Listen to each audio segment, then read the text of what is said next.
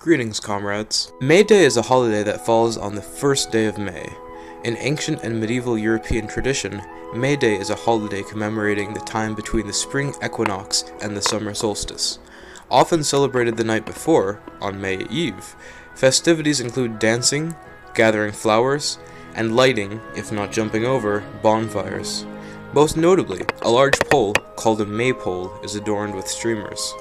The event likely has roots in the Roman festival of Floria, dedicated to the goddess of flowers, held from late April to early May.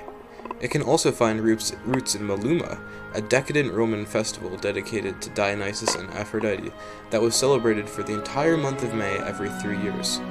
Typical festivities include the releasing of livestock, extensive outdoor lighting at night, the throwing of beans and flowers, and frequent banquets, along with the sacrifice of wheat to either Flora or Ceres.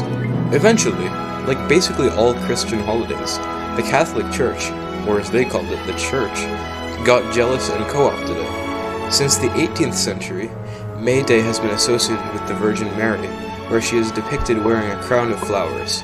Importantly, May Day is also devoted to her husband Joseph, patron saint of workers. Oh, they're gone? Well, alright then, let's start. The Haymarket Incident was a labor demonstration that took place on Star Wars Day, May 4th, 1886 in Chicago, Illinois.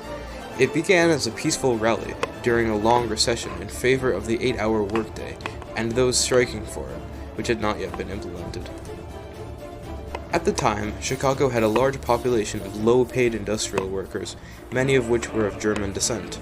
In particular, many of these Germans subscribed to a newspaper known as the Arbeiterzeitung, edited by an anarchist named August Spies.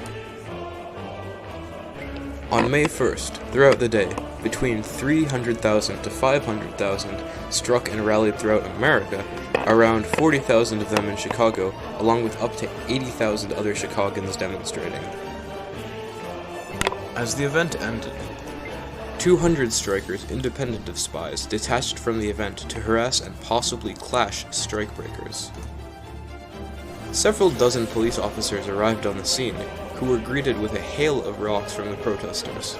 The police proceeded to fire into the crowd, killing 2 to 6 demonstrators and wounding many more.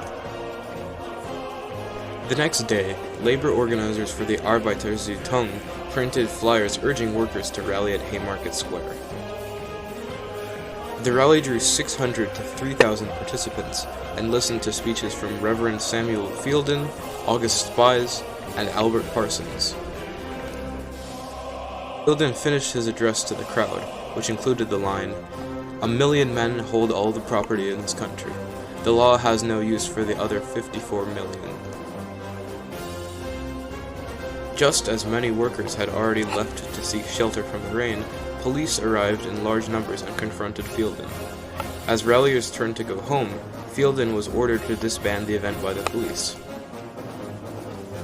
As the two parties argued, one worker threw an improvised explosive device into a rank of officers that killed 1 and wounded more. A gunfight ensued, started by police, in which 6 to 7 officers and 4 workers died.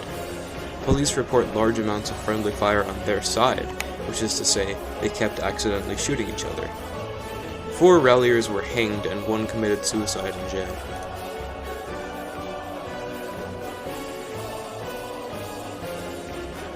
May 1st, 1890, was deemed by the Second Internationale to be the first Workers' Day, to commemorate the demonstrators who lost their lives, George Engel, Adolf Fischer, August Spies, and Albert Parsons, and to immortalize the fight for the 8-hour workday.